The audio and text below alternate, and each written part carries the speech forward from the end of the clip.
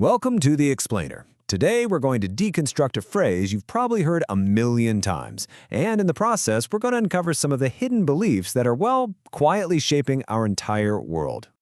This right here, it's become the motto of the modern age, hasn't it? It's like a declaration of allegiance, a way of saying you're on the team of facts, not faith.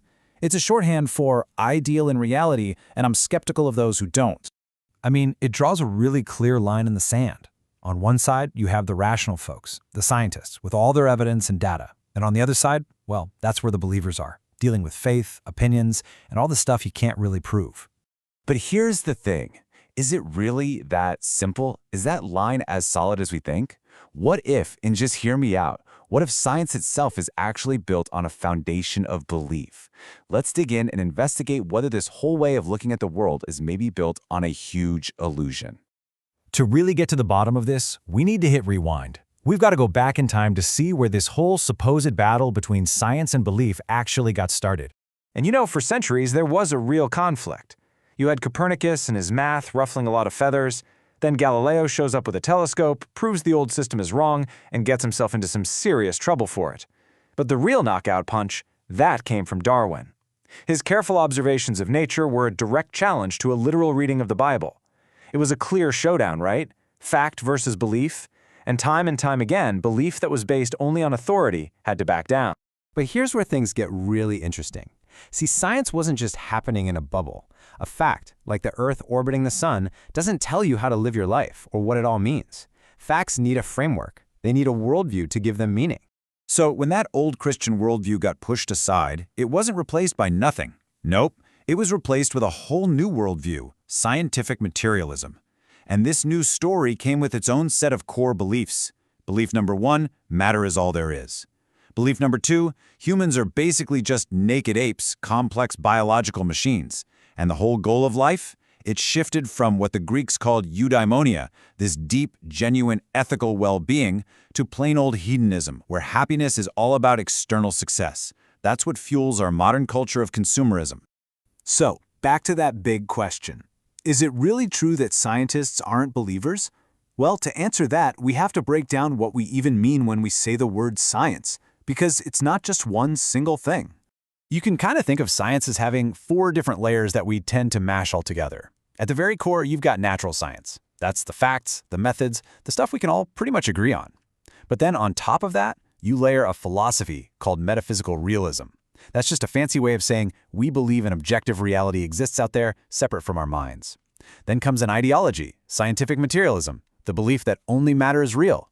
And if you take it to the extreme, you get scientism, the fundamentalist belief that science is the only valid way to know anything. See how fast we went from established facts to layers and layers of pure belief? You know, we have this image of science as this big, solid, unified body of knowledge. But the reality, especially when you get to the biggest questions, is that there is profound disagreement within science about the fundamental nature of reality itself. I mean, just take this for example. You've got top physicists who are now seriously questioning whether space and time even exist at a fundamental level. One of the top physicists in the world, Nima Arkani Hamed, says space-time is doomed. Space-time, the very stage that physics is supposed to describe. If that's doomed, what exactly are we even describing? And this isn't some fringe idea. Just look at this poll of physicists talking about quantum mechanics, our most successful scientific theory ever. Only 4% accept the standard interpretation they teach in college. Half of them are either undecided or don't like any of the options. And get this, 30% prefer the many worlds theory, a theory that has 0 evidence and can never be tested. That, my friends, is a statement of belief, not fact. So when it comes to our deepest theory of reality, there is absolutely no consensus. So once you realize that even our best science is kind of swimming in a sea of belief and uncertainty, it becomes really important to question the beliefs we've been treating as facts. And this confusion between scientific fact and a belief system of materialism, this isn't just a philosophical game. It has huge, real-world consequences for our mental health and our well-being. This quote from a Nobel laureate nails the materialist view perfectly. It's telling you that you don't control your actions. Your brain does. Your mind is just a side effect, a ghost in the machine. It reduces your entire identity to what some people call a computer made of meat. And this gets presented as a scientific fact, but it's not. It's a belief that comes straight out of that materialist ideology. And here is the tragic result of acting on that belief.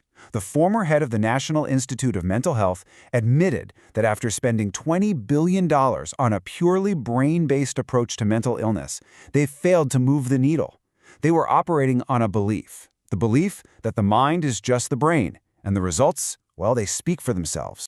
And it gets worse. During the exact same period that this materialist, consumer-driven worldview has taken over, rates of depression in the United States haven't just risen a little bit, they've skyrocketed by a factor of 10. The data here tells a really powerful story.